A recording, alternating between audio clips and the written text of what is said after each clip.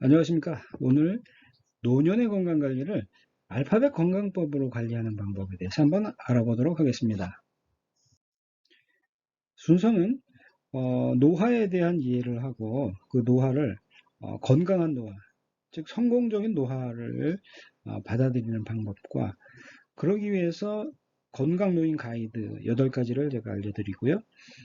그 다음에 이러한 그 생활 방법을 또 건강관리 방법을 알파벳 순서대로 해서 관리하는 방법에 대해서 제가 말씀을 올리겠습니다. 우리 명제를 하나 드리겠습니다. 씨앗이 하나 싹을 터서 잎이 나고 줄기가 나고 꽃이 피고 열매가 맺습니다. 그 다음에 사실은 낙엽이 떨어지게 되는 겁니다. 이런 낙엽이 지고 나면 사실 줄기만 남게 되죠. 이런 줄기가 남고 나면은 다시 열매에서는 뭐 새싹이 나지만 이 나무에서도 새로운 또 잎사귀가 나게 되는 것입니다. 사실 초기 성인부터 시작되는 점차적이고 지속적인 자연적인 변화 이런 것이 있다는 거죠.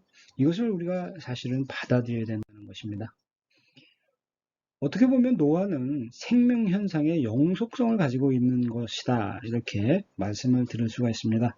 실제 우리 몸은 정자와 난자라는 세포와 세포가 모여서 잉태되어서 탄생하게 됩니다. 우리는 성장하면서 소년이 되고요. 또 세포 분열을 거듭하다 보니까 우리는 성장 과정을 마치고 성년이 되게 됩니다.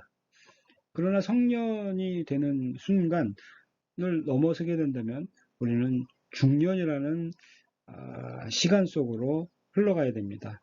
여기 그림에서도 보시는 바와 같이 우리의 시계는 아무래도 이렇게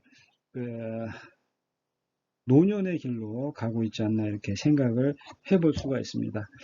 실제 중년을 넘어서게 되면은 분자세포의 손상이나 또는 기관계가 둔화되고 또 세포나 분자가 손상된 것이 축적되면서 우리는 노년의 길로 걷게 되는 것입니다. 노화를 일으키는 원인들은요, 굉장히 많습니다. 영양소 결핍으로 사실은 시작이 되는 거죠. 그래서 세포 내에 있는 미토콘드리아 기능이 장애를 입게 되고, 그러다 보니까 세포가 노화되고, 노화된 세포로 인해서 줄기세포는 고갈되기 시작하고, 또 세포가 변질된 상태에서 세포 간 통신을 이루면서 게놈이 불안정해지고, 그러다 보니까 염색체가 이제 분열이 되면서 계속 성장을 이어가는 건데, 염색체 이 끝단에 있는 텔로미어가 마모가 계속 되는 거죠. 텔로미어의 그 마모가 끝나면 염색체의 분열도 사실은 끝나는 겁니다. 그래서 현대 또 건강학자들은 이 텔로미어의 길이를 늘리는 방법에 대해서 많은 연구를 하고 있지만 사실 생명공학적으로는 그것을 늘린다면 불로장생의 길이 열리는 그런 거기 때문에 굉장히 또 기대를 갖고 있기도 합니다. 그러면서 어떤 후생적인 변화가 이루어지면서 세포 내에 골격이 되는 단백질의 생합성이 상실되면서 우리는 노화를 맞게 되는 겁니다. 자, 우리의 목표는 건강한 노화죠. 건강한 노화를 맞이하는 것은 어떻게 보면 성공적인 노화라고 할 수 있습니다. 이런 말은 무슨 말이냐 하면은 원하지 않는 노화의 효과를 지원한다든가 그 다음에 감소를 의미하는 것입니다. 이런 것은 뭐 굉장히 사실 쉽습니다. 건강 습관을 개발하고 그것을 지켜나가는 것들이죠. 보면은 뭐 영양가 있는 식단을 따르는 거, 규칙적인 활동을 하는 거, 또 활발한 정신 활동을 유지하는 거. 이 그림에서 보시는 바와 같이 이런 것들 사실은 우리가 다 알고는 있습니다. 그러나 이것이 건강한 노화로 연결돼서 우리가 실천하기가 조금 잘 안 되고 있다는 것이죠. 우리는 나이와 상관없이 몸을 돌보고 질병을 예방하는 것이 굉장히 중요합니다. 특히 65세 이상인 경우에는 아주 뭐 단순하게 뭐 독감이나 감기 같은 그 질병들이 걸리게 되면 이것이 진행되면서 합병증을 유발하는 게 문제가 되는 거죠. 예를 들어서 폐렴이나 기관지염, 뭐 귀 감염, 부비동 감염 같은 2차 감염으로 이어질 수 있다는 겁니다. 그 다음에 뭐 천식이나 당뇨병 같은 만성질환이 있는 경우에는 이 호흡기 질환이 이런 것을 악화시킬 수가 있는 겁니다. 그렇기 때문에 면역 체계를 강화하고 질병의 가능성을 줄이기 위해 건강한 방법들로 활동을 하는 것이 굉장히 중요합니다. 자, 1년 내내 건강을 유지하기 위한 노인 가이드 8가지를 제가 알려드리겠습니다. 물론 이건 의학적으로 설명을 드리는 건데 여러분도 이미 다 가지고 있는 정보일 수도 있습니다. 그러나 한번 하나씩 살펴보면서 오늘 복습하는 차원으로 공부를 해보겠습니다. 첫 번째는 뭐냐면은 운동하기입니다. 실체 활동은 면역 체계를 강화하는 아주 좋은 강화제입니다. 더 많이 움직일수록 신체가 염증이나 감염과 싸울 수 있다는 것입니다. 운동은 격렬할 필요는 없습니다. 그냥 저충격 운동도 효과적이라는 거죠. 예를 들어서 자전거 타기나 걷기, 수영, 에어비역 같은 거 이런 중간 강도 운동이라고 돼 있는데 뭐 격렬한 강도는 뭐냐면 달리기 정도, 조깅 정도를 이제 격렬한 강도라고 얘기하는 거고요. 빠르게 걷기, 뭐 땀이 날 정도로 빠르게 걷기 하는 거, 이것은 이제 중간 강도라고 할 수가 있습니다. 이게 가능하다면 일주일에 150분 정도만 채워주시면 되는 겁니다. 그러다 보니까 이것을 나누어서 오면 하루에는 뭐 2, 30분 정도 운동을 해서 이 총권장량의 운동량을 도달하는 거, 이것이 중요한 겁니다. 그 다음에 이제 뭐 아령이나 요가 등으로 해서 근육 강화 운동이죠. 네, 근육 강화 운동하고 유산소 운동하고는 좀 비교가 되는 거지 않습니까? 그래서 우리가 나 자신에 맞는 가장 알맞는 운동의 루틴을 설정하는 것이 좋은 습관입니다. 자, 제가 그러면 일주일간 노인의 운동량 편성을 한번 예를 들어서 설명을 드리겠습니다. 처음에는 이제 이렇게 중간 강도 운동과 근육 강화 운동, 그 다음에 균형 잡기 활동 이렇게 세 가지인데 첫 번째 중간 강도 운동이라는 건 빠르게 걷기라고 말씀드렸습니다. 이것을 일주일에 150분을 달성하면 되니까 일주일에 내가 5일 정도 운동을 하고 할 수 있다. 예를 들어 뭐 주말에는 뭐 손자도 오고 뭐 하니까 운동할 시간이 안 되기 때문에 평일에만 운동을 할 수 있다 하면 하루에 30분을 하면 된다는 겁니다. 그리고 근육 강화 운동은 주 2일 이상 이렇게 뭐 모든 근육이 움직일 수 있는 운동을 이렇게 해주시면 되는 거고요. 그 다음에 균형 잡기 운동이 좀 필요합니다.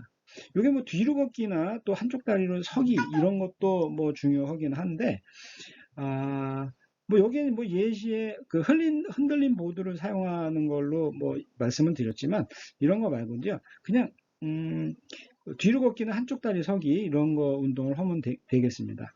그러면 요거 하나만 바꾸는 방법으로 해서 바꿀 수가 있는 거죠. 어떻게 바꾸냐면 이것을 격렬한 강도로 바꾸는 겁니다. 그러면 조깅은 얼마나 하면 되냐면 75분만 하면 되는 거죠.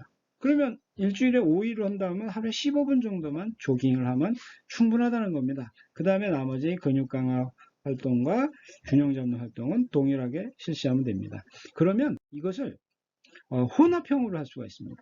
자, 중간 강도와 격렬한 강도를 혼합해서 이거는 뭐 일주일에 2번 정도만 이렇게 해주시면 되고 나머지 근육 강화 활동과 균형 잡는 활동은 뭐 동일하게 하시면 될 것 같습니다. 자, 두 번째는 필요에 따라 보충되는 섭취하라는 타이틀을 제가 달아놨는데 왜 그러냐면요. 나이가 들면서 몇 가지 영양소는 굉장히 쉽게 결핍이 일어납니다. 그러다 보니까 관심 가져야 될 영양이 꼭 있는데 뭐냐면 항산화 영양소와 그다음에 살코기가 풍부한 식단을 말하는데 이건 뭐 단백질 식단이 되겠죠. 왜냐하면 이것이 면역 체계를 강화시켜주는 아주 근본된 영양이기 때문에 그렇습니다. 그래서 이 면역 체계를 강화하면은 질병을 유발하는 바이러스나 박테리아로부터 보호를 받는 겁니다. 그 다음에 몸에 염증을 유발하고 면역 체계를 저하시킬 수 있는 것들 그런 거 제한해야 되죠.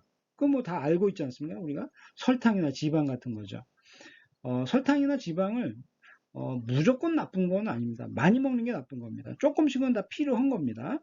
그 다음에 알코올도 뭐 조금은 필요하겠지만 알코올을 좋아하시는 분들은 내가 하루나 또는 일주일에 마실 수 있는 안전한 그 양을 의사와 꼭 상의를 하셔서 이것을 설정해 두시는 것이 굉장히 중요합니다.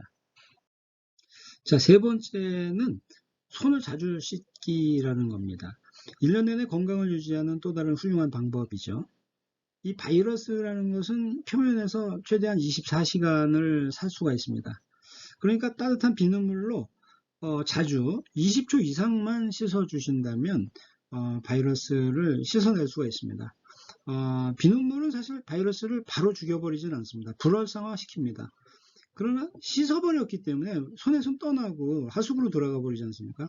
그리고 불활성화가 됐다고 해서 다시 살아나는 것도 아닙니다. 금방 죽어버리는데 당장은 알코올처럼 죽지는 않지만 비눗물로 씻어주는 것으로 충분하게 바이러스를 퇴치할 수가 있습니다.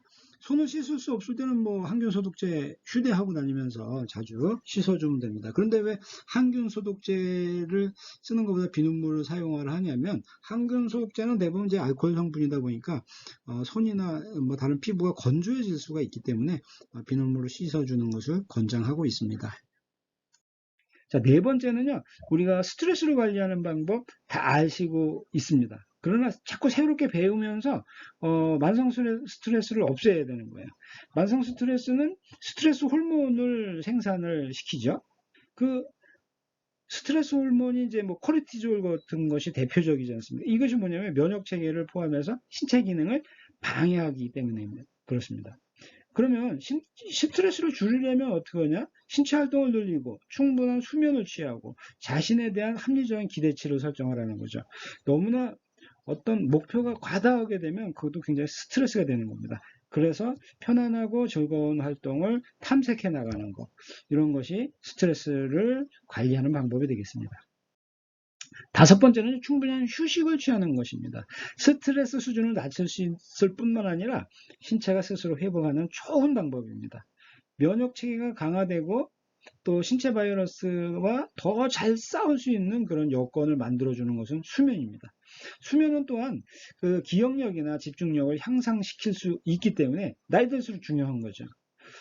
하루에 최소한 7시간 30분을 주무셔야 되고요. 그런데 9시간을 넘기면 별로 좋지 않습니다. 다른 뭐 그 부작용들도 있어요. 더 어떤 질병을 또 나쁘게 하는 경우도 있으니까 너무나 긴 수면은 좋지 않다. 이렇게 이해해 두시면 되고요. 그 다음에 수면에 문제가 있으신 분이 있습니다. 이런 분은 의사와 꼭 상의를 하셔서 근본 원인을 찾아야 됩니다. 왜냐하면 그 수면의 문제가 어떤 질병의 징후일 수도 있기 때문에 뭐 낮 동안에 그냥 뭐 활동 부족이나 뭐 과도한 카페인이나 이런 것은 뭐 문제가 좀 적을 수가 있습니다. 그렇지만 다른 문제가 있을 수 있으니까 근본 원인을 꼭 의사와 상담하시는 게 좋습니다. 자, 여섯 번째는요, 감염 예방을 위한 조치를 취하는 겁니다. 뭐 쉽게 얘기하면 이제 예방접종이죠. 예방접종을 받는 것은 1년 내내 건강 유지를 하는데 또 다른 방법이 됩니다. 앞서도 말씀드렸지만 65세 이상 굉장히 취약한 나이가 되는 기준이거든요. 그래서 65세 이상이 된 경우에는 독감 백신 접종에 대해서 의사 상담하는 것이 좋습니다.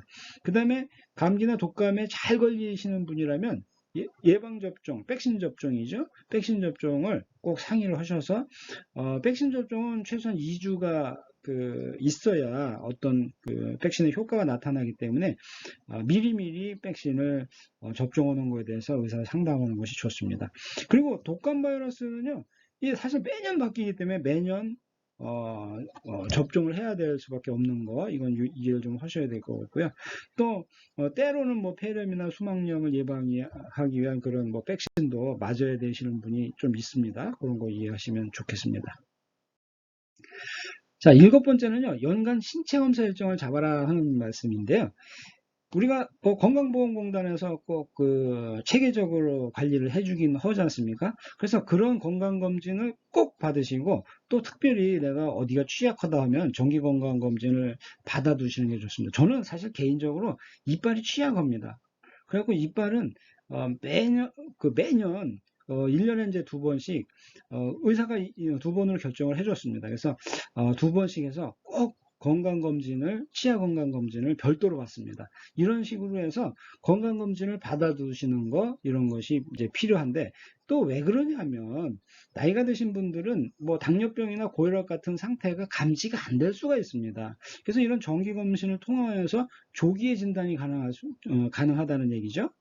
그런데 이런 것이 그 조기에 진단이 안 돼서 나중에 이게 합병증을 유발하게 되면 이 합병증 치료가 더 어려워질 수가 있다는 거죠. 그리고 감기나 독감 증상이 있으신 분들은요, 그냥 일단 즉시 의사 진찰을 받아두시는 것이 좋습니다. 괜히 이 독감 바이러스에 그 감염이 됐다면 합병증을 유발할 수도 있기 때문에 48시간 이내에 의사를 만나면 다시 건강을 회복시키는데 거의 문제가 없을 거라고 보여집니다. 자, 마지막으로는 아픈 사람과 접촉을 피하는 겁니다. 여러분, 1년 내내 나 자신을 보호하는 또 다른 방법은요, 아픈 사람과 가까이 하지 않는 것입니다. 뭐 꼭 외출을 해야 된다 그러면요, 마스크 착용하면 됩니다. 그리고 우리 집에 그 코로나 환자가 있어서 자가격리를 해야 된다 뭐 이런 문제가 저희 집도 그랬습니다. 우리 아들들이 회사에서 감염이 돼서 왔는데 어디 뭐 다른 데를 잡아줄 수도 없지 않습니까? 그래서 저희 집도 복도에 커튼을 치고 음식을 날라주고 할 때 마스크와 장갑을 사용을 하고 접촉이 끝난 다음에 바로 손을 씻고 이렇게 해서 관리를 했었습니다. 이런 식으로 관리하시면 될 것 같습니다. 자, 건강관리에 관심은 나이 숫자만큼 늘려야 된다. 이렇게 제가 꼭 당부를 드리고 싶습니다. 앞서도 말씀드렸지만 간단한 독감이나 뭐 기타 바이러스, 감기 바이러스도 포함이 되겠죠. 이런 것이 나이가 들어가면서 굉장히 우리에게 위험을 줄 수가 있다는 거죠. 모든 질병은 예방할 수 없습니다. 그러나 예방적 접근을 통해서 우리 면역 체계를 강화할 수 있다는 것입니다. 강력한 면역 체계는 우리의 몸을 더 건강하게 유지하고 1년 내내 질병에 덜 취약하게 만들 수 있다는 것입니다. 자, 그래서 이 건강관리법의 원칙을 알파벳 순서대로 한번 기억을 할 수 있도록 제가 알려드리겠습니다. A, B, C, D까지 오늘 한번 간단하게 알려드리겠습니다.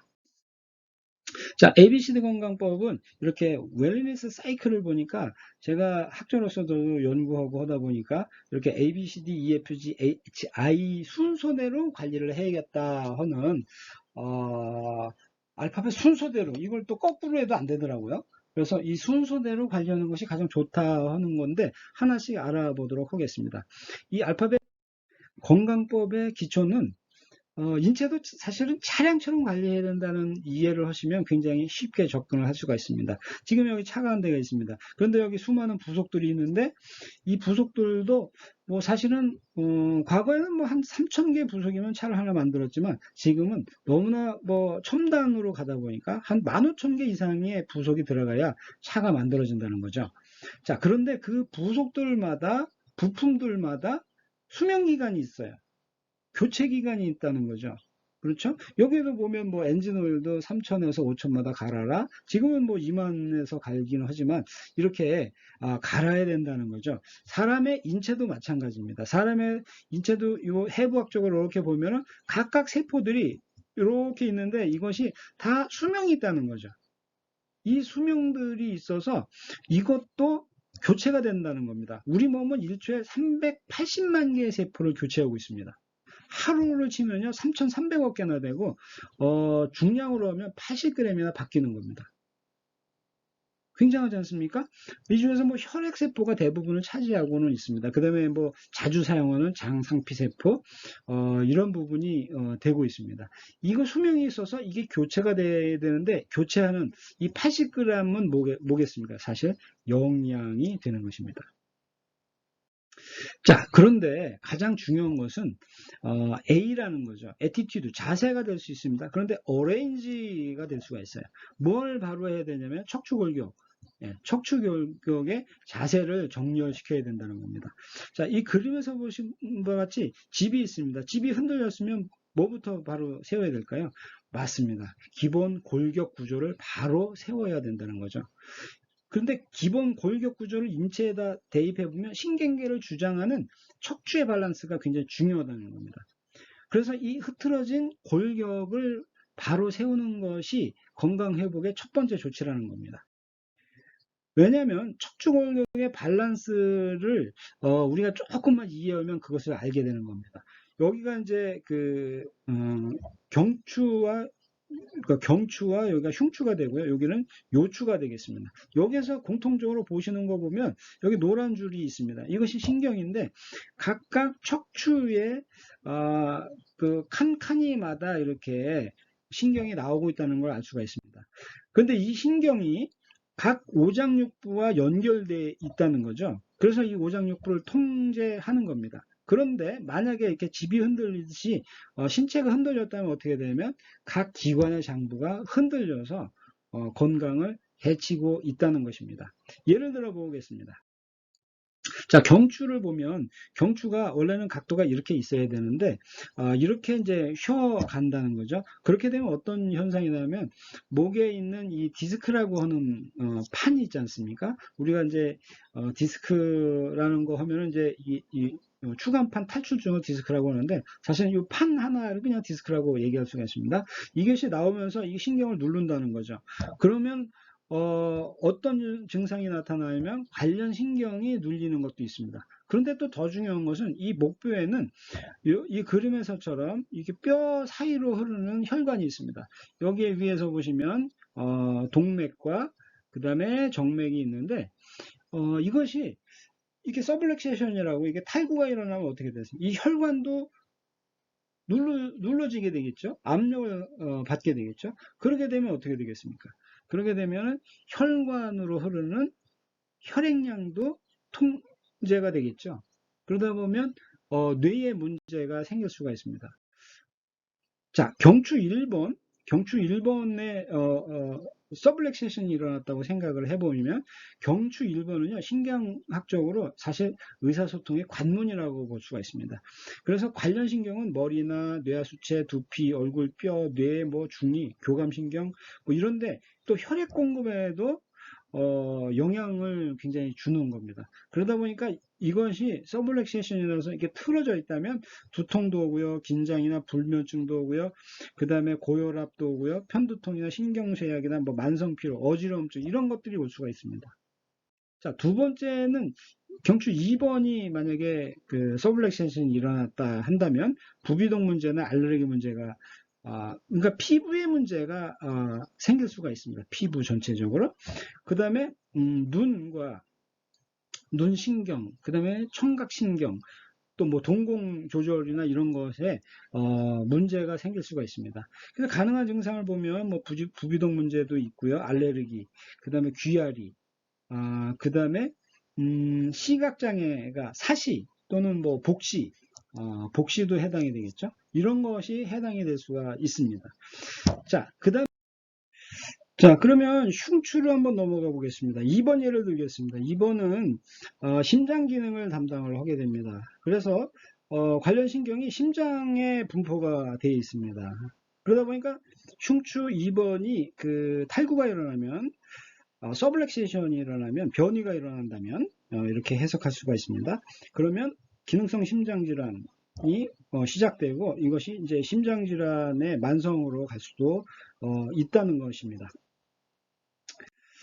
자, 그럼 흉추 3번은 폐에 관계되고 물론 심장에도 관계가 됩니다. 폐에 주로 관계가 될 수가 있고요. 여자분은 특별히 이제 유방에도 영향을 미치게 되는 거죠. 가능한 증상은 뭐냐면 뭐 기관지염이나 뭐 이런 것도 있지만 뭐 폐렴이나 뭐 인플루엔자에도 취약하다는 것입니다. 그러면 이제 6번 같은 경우에는 뭐 위장에 관계되기 때문에 위장 장애가 굉장히 심하신 분들, 뭐 약을 먹어도 해결이 안 되고 뭐별 탈은 없지만 위장에 문제가 있으신 분들은 이 6번 디스크의 신경에 문제가 있을 수 있습니다. 그 다음에 뭐 간 조건이나 그 다음에 발열, 혈압 문제, 뭐 냉증, 관절염 이런 것도 관련이 있습니다.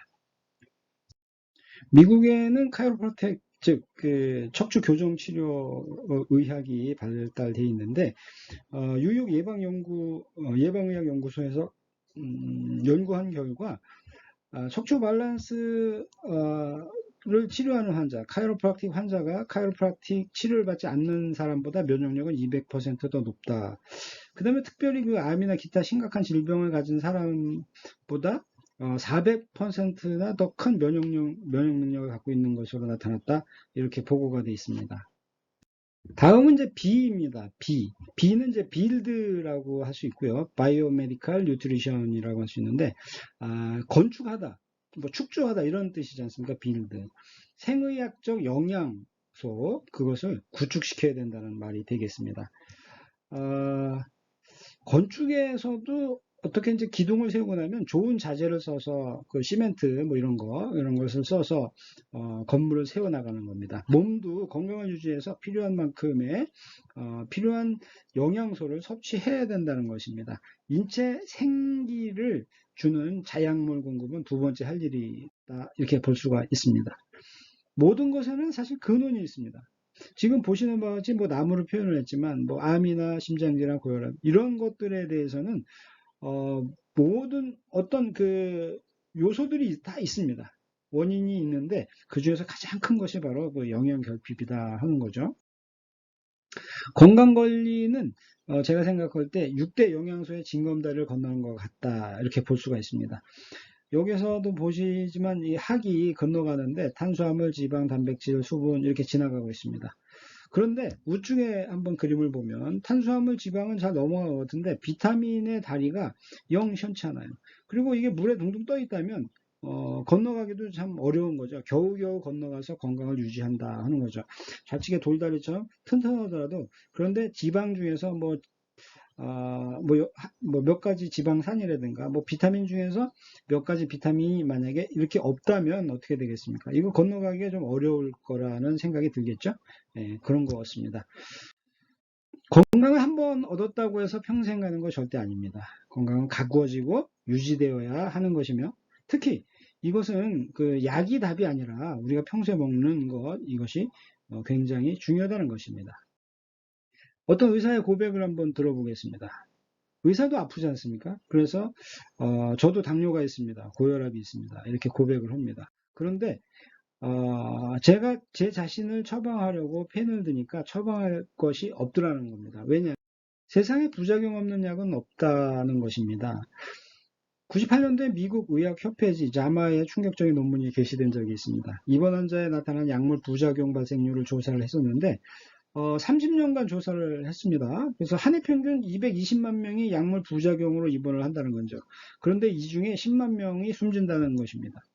근데 이 책에서 그는 뭐라고 그랬냐면, 약의 부작용은 미국에서 심장병이나 암에 이어서 세 번째 사망 요인이다 하는 거죠. 그런데 그게 재밌게도 그 베트남 전쟁이나 9.11 테러보다 훨씬 더 많다는 겁니다. 이게 부작용이라는 겁니다. 그러니까 사실 치료제로 이용되는 영양소가 굉장히 많습니다. 뭐 각기병, 다리가 붓고 마비되는 뭐 그런 거죠.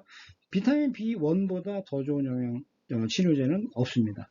피부에 발생하는 뭐 피부병들, 비타민 B2만 먹으면 2시간 정도 있다부터 효과를 보이기 시작합니다. 잇몸에서 피가 나는 병, 뭐 비타민 C, 뭐 그 외에도 뭐 야맹증이나 굴병, 불임증, 혈액응고에 사용되는 그런 영양소들, 치료제보다 더 좋은 치료제가 바로 영양소라는 거죠.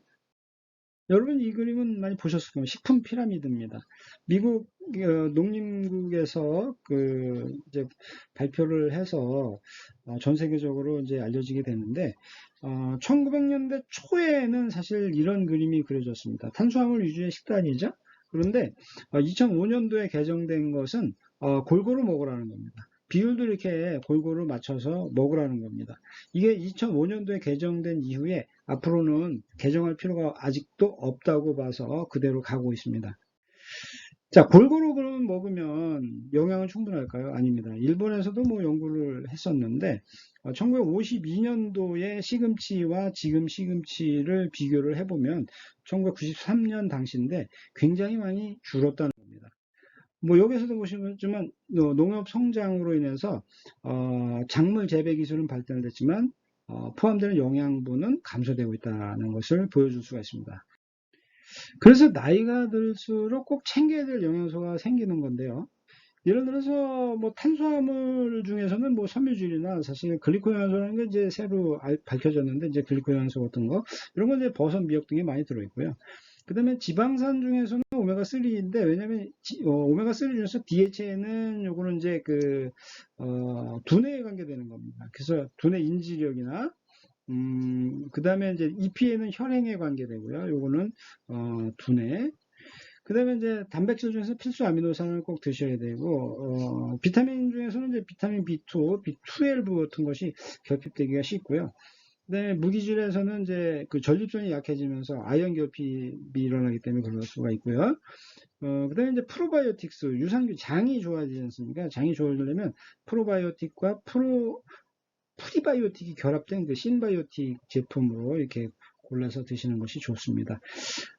사실 노화는 소화력이나 흡수력이 낮아지기 때문에 몸에 필요한 영양소를 파악해서 보충제로, 그러니까 뭐 건강기능식품이 되겠죠. 이런 걸 섭취하는 것이 중요합니다. 그 중에서도 여기 이제 표시된 지방, 단백질, 비타민, 무기질 이런 것이 사실은 또 불필요한 영양소를 과잉 섭취하는 건 오히려 해가 될 수가 있습니다. 그래서 영양소가 내가 꼭 필요한 건지 또 얼마나 먹어야 될지는 전문가 또는 뭐 의사와 상담을 하셔서 결정하시는 게 좋습니다. 자, 세 번째는 서큘레이션입니다. 순환이죠. 뭘 해야 될까요? 기혈수의 순환입니다. 에너지, 블루드, 림프라고도 할 수가 있는데요. 사실 몸에는 이렇게 전기가 심장에서 발생되면서 온몸에 전기가 사실 이렇게 흐르고 있습니다. 건물에 전기가 들어가야 되듯이 우리 인체에도 에너지가 생성되고 흘러야 된다는 거죠. 건물에 스위치를 켰을 때 불이 들어야 되고요. 수도꼭지를 열었을 때 물이 나와야 되고, 배수구로 물이 빠져야 되는 거, 이런 순환에 대한 것이죠. 순환의 문제로서 심혈관 위험을 들 수가 있습니다. 심혈관 질환은 전 세계적으로 사망 원인의 2위를 차지할 정도로 굉장히 위험한 질환인데, 순환이 안 되는 거죠. 그래서 주로 이제 뭐 뇌졸중이나 심장마비 같은 것으로 많이 위협을 받고 있는데, 치료받지 않는 고혈압으로 사망하는 비율이 굉장히 높습니다. 그래서 이런 거 관심을 두셔야 될 것 같습니다. 다음은 이제 관상동맥의 경화입니다. 관상이라는 것은 이제 심장에 있는 혈관을 이렇게 거꾸로 보면 관처럼 생겼지 않습니까? 크라운. 그래서 관상동맥이라고 하는데, 이것이 콜레스테롤이나 이런 거로 인해서 막히게 되면 심장마비 같은 것이 이루어질 수 있기 때문에 주의를 해야 됩니다.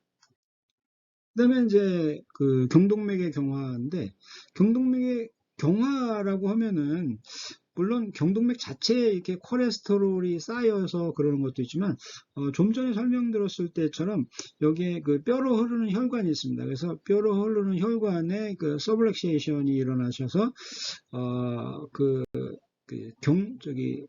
콜레스테롤이 끼듯이 막힐 수가 있는 거죠. 그런 것도 굉장히 주의를 해야 됩니다.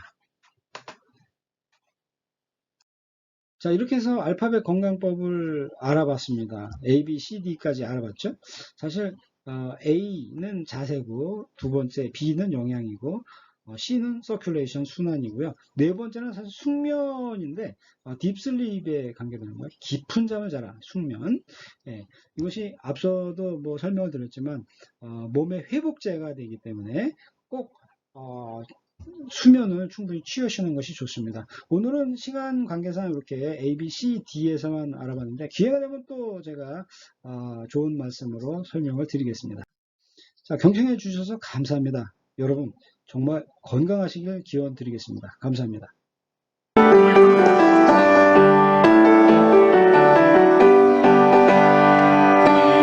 새벽을 지키는 조명의 눈이 영롱할 때 밤새워 불 밝히는 또 다른 젊음의 눈빛, 조국 위에 목숨 기니 내놓는 건강을 위해 더불어 뜨거운 길 기꺼이 나누는 또 다른 정녕,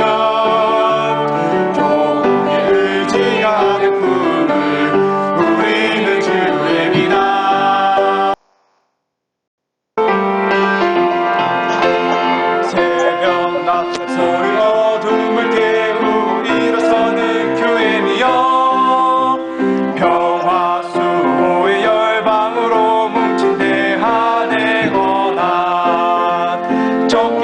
성량 좀비 시원으로 앞장서나